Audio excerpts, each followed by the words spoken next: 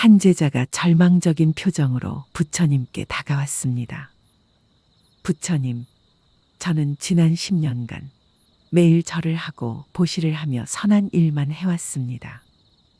그런데 왜 제 삶은 더욱 고통스러워지기만 할까요? 사업은 망하고 가족은 병들고 모든 일이 꼬여만 갑니다. 정말 업장소멸이라는 것이 존재하는 건가요? 부처님께서는 잠시 침묵하시다가 말씀하셨습니다. 그대는 업장소멸을 잘못 이해하고 있구나. 업장소멸이란 과거의 악업이 사라지는 것이 아니라 그 악업의 과보를 지혜롭게 받아들이며 더 이상 새로운 악업을 짓지 않는 것이다. 이 대화는 오늘날 우리가 가장 많이 하는 오해를 보여줍니다. 많은 분들이 업장소멸을 마치 과거의 죄를 지우개로 지우듯이 없애는 것으로 생각합니다.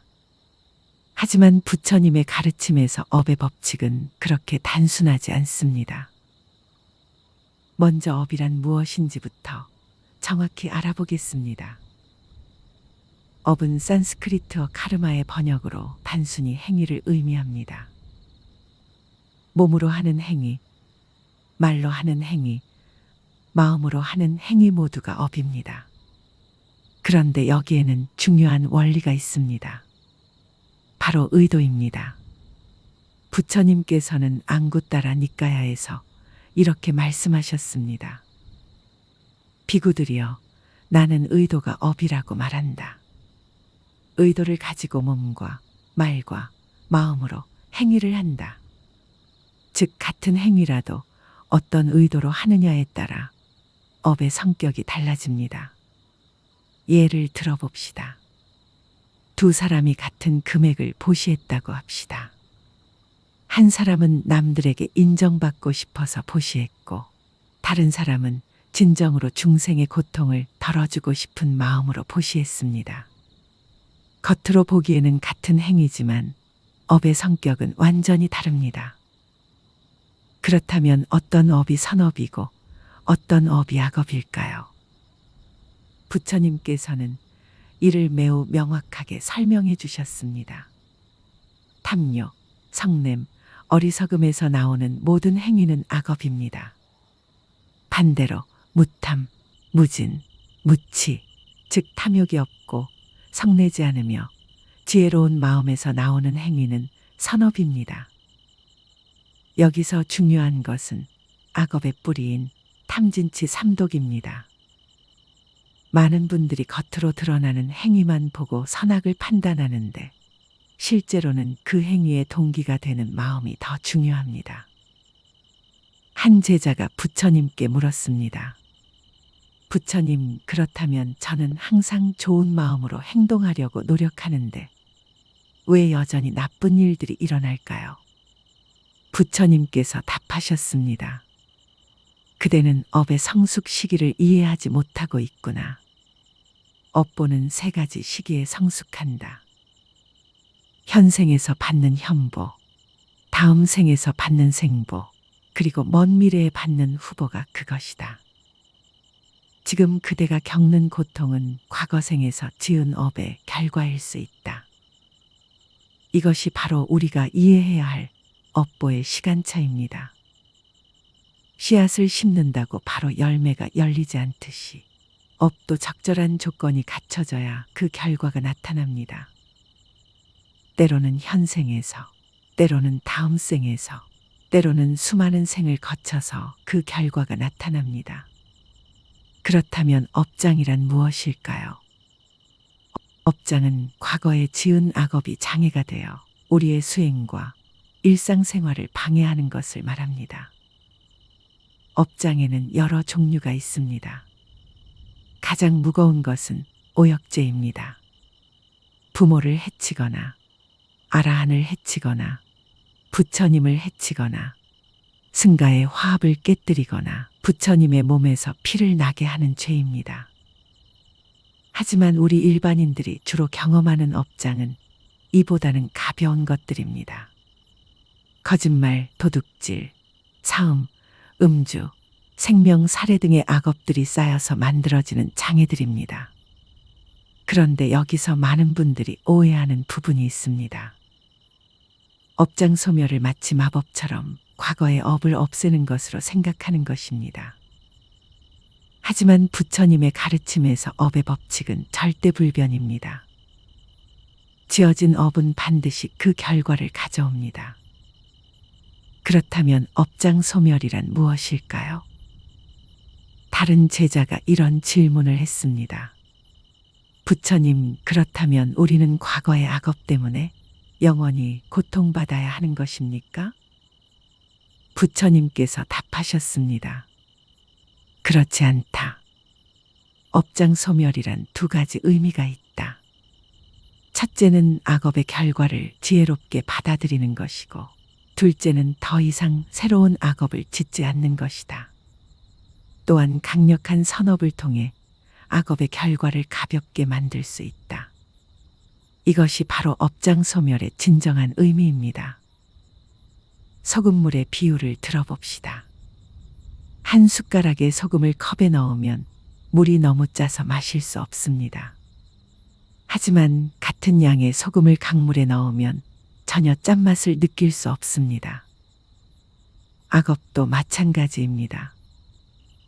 선업이 적으면 작은 악업도 큰 고통으로 다가오지만 선업이 많으면 같은 악업도 가벼운 고통으로 지나갑니다. 그렇다면 구체적으로 어떻게 업장을 소멸시킬 수 있을까요? 부처님께서는 여러 가지 방법을 제시해 주셨습니다. 첫째는 참회입니다. 진정한 참회는 단순히 후회하는 것이 아닙니다. 자신이 지은 죄를 정확히 인식하고 그 죄에 대해 깊이 뉘우치며 다시는 그런 죄를 짓지 않겠다고 다짐하는 것입니다. 그리고 가능하다면 그 죄로 인해 피해를 입은 상대방에게 사과하고 보상하는 것입니다.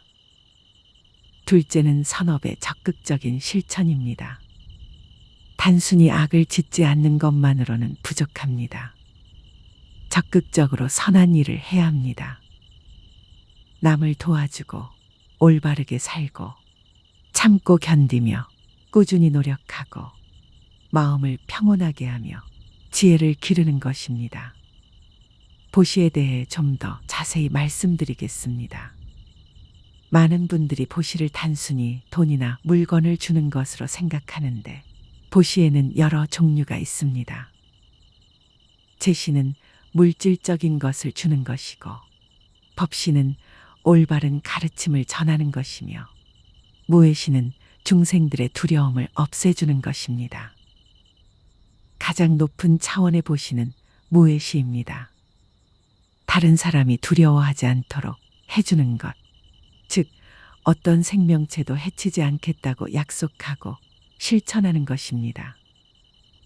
이것만 제대로 실천해도 엄청난 공덕을 쌓을 수 있습니다. 셋째는 지계, 올바른 생활입니다.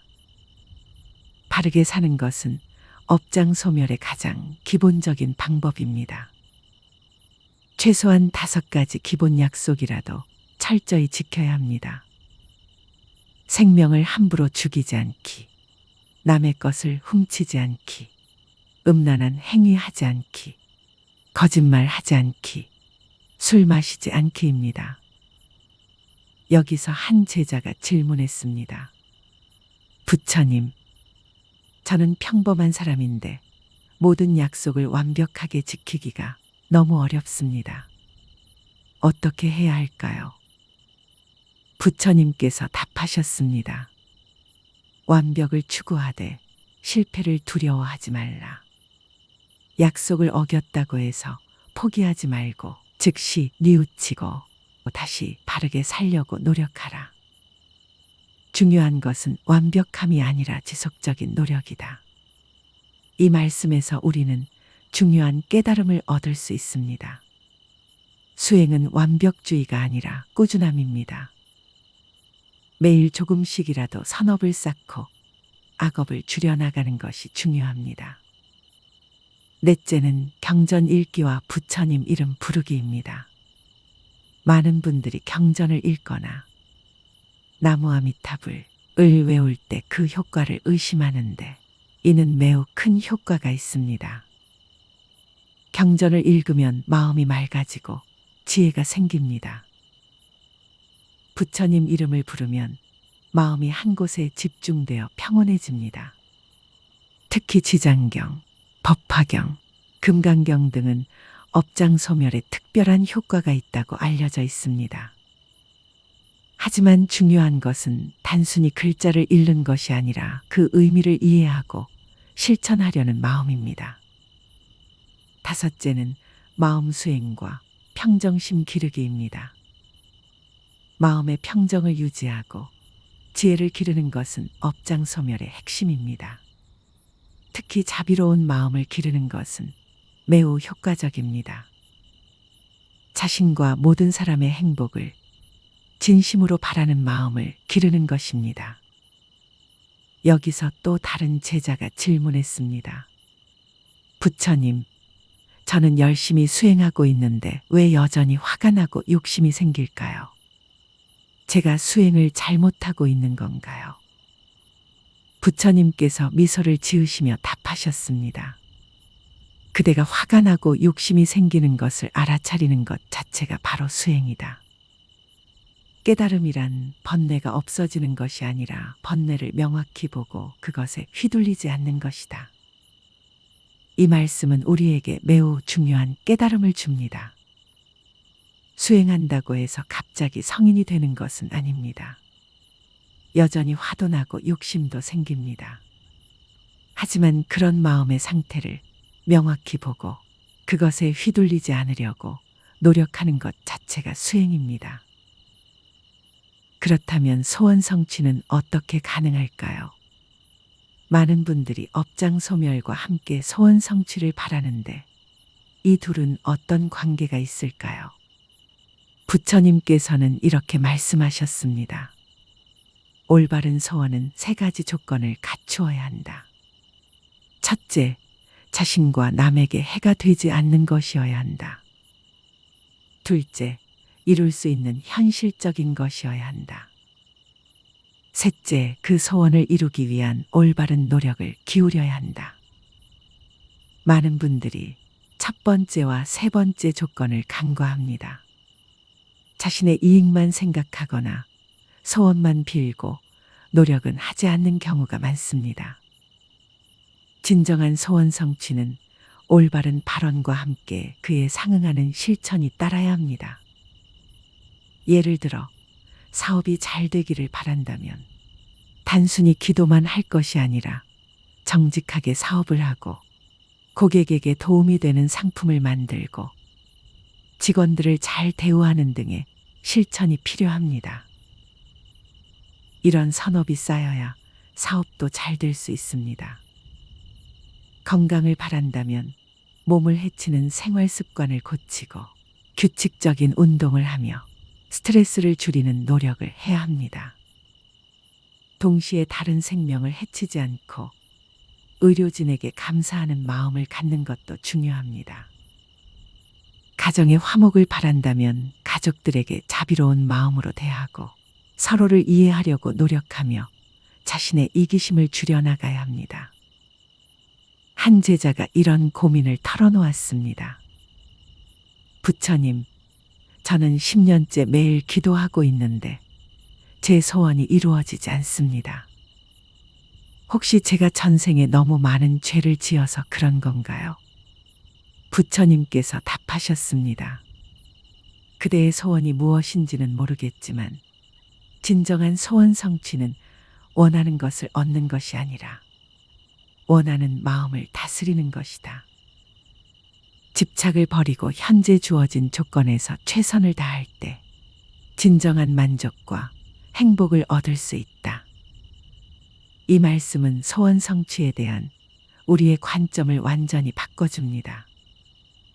진정한 소원 성취는 외부 조건의 변화가 아니라 내면의 평화와 만족입니다. 물론 현실적인 필요는 충족되어야 하지만 그것에 집착하지 않을 때 오히려 더 쉽게 이루어질 수 있습니다. 이제 업장 소멸과 소원 성취를 위한 구체적인 실천 방법을 정리해 보겠습니다. 매일 아침 일어날 때 오늘 하루 선한 마음으로 살겠다고 다짐하십시오. 그리고 잠자리에 들기 전에 하루를 돌아보며 잘못한 일이 있으면 참회하고 잘한 일이 있으면 그 공덕을 모든 중생과 함께 나누겠다고 회양하십시오. 음식을 먹을 때는 감사하는 마음으로 드시고 남기지 않으려고 노력하십시오. 작은 곤충이라도 함부로 죽이지 마십시오.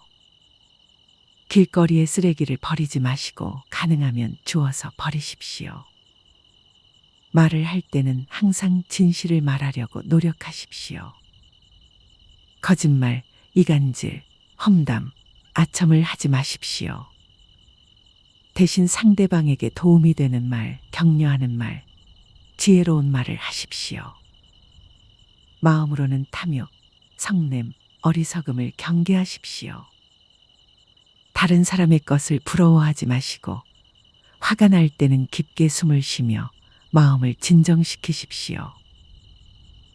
모르는 것이 있으면 겸손하게 배우려는 자세를 가지십시오. 가능하다면 매일 조금씩이라도 경전을 읽거나 나무 아미타불을 외워보십시오. 완전히 이해하지 못해도 괜찮습니다. 꾸준히 하다 보면 서서히 그 의미가 와 닿을 것입니다. 마음 수행도 매일 짧은 시간이라도 해보십시오. 처음에는 5분부터 시작해서 점차 시간을 늘려가십시오. 숨쉬기에 집중하거나 모든 사람이 행복하기를 바라는 마음을 가져보거나 단순히 마음을 고요히 하는 것만으로도 충분합니다. 보시도 자신의 능력에 맞게 꾸준히 하십시오. 큰 돈이 아니어도 괜찮습니다. 중요한 것은 진심입니다. 돈이 없다면 미소를 짓거나 친절한 말을 하거나 봉사활동을 하는 것도 훌륭한 보시입니다. 다른 사람과 갈등이 생겼을 때는 먼저 자신의 잘못을 살펴보십시오. 상대방을 원망하기보다는 이 상황을 통해 자신이 무엇을 배울 수 있는지 생각해 보십시오. 질병이나 경제적 어려움 등 힘든 일이 생겼을 때는 이것을 업장 소멸의 기회로 받아들이십시오. 원망하거나 절망하지 말고 이 고통을 통해 다른 사람의 아픔을 더 잘 이해할 수 있게 되었다고 생각하십시오. 마지막으로 한 제자가 부처님께 마지막 질문을 했습니다. 부처님, 이 모든 것을 실천하는 것이 너무 어렵게 느껴집니다. 혹시 더 쉬운 방법은 없을까요? 부처님께서는 자비로운 미소를 지으시며 답하셨습니다. 쉬운 길은 없다. 하지만 불가능한 길도 없다. 중요한 것은 완벽하게 하려고 하지 말고 매일 조금씩이라도 실천하는 것이다. 물방울이 모여 바다를 이루듯이 작은 산업들이 모여 큰 변화를 만들어낸다. 바로 이것이 업장 소멸과 소원 성취의 비밀입니다. 거창한 것을 한 번 하는 것보다 작은 것을 꾸준히 하는 것이 더 중요합니다. 하루에 한 번이라도 좋은 생각을 하고 좋은 말을 하고 좋은 행동을 하려고 노력하십시오. 때로는 효과가 바로 나타나지 않을 수도 있습니다. 하지만 포기하지 마십시오. 씨앗을 심고 매일 물을 주면 언젠가는 반드시 싹이 트고 꽃이 피듯이 우리의 산업도 적절한 때가 되면 반드시 좋은 결과를 가져올 것입니다. 여러분 모두가 업장을 소멸하고 모든 소원을 성취하여 진정한 행복을 얻으시기를 간절히 기원합니다.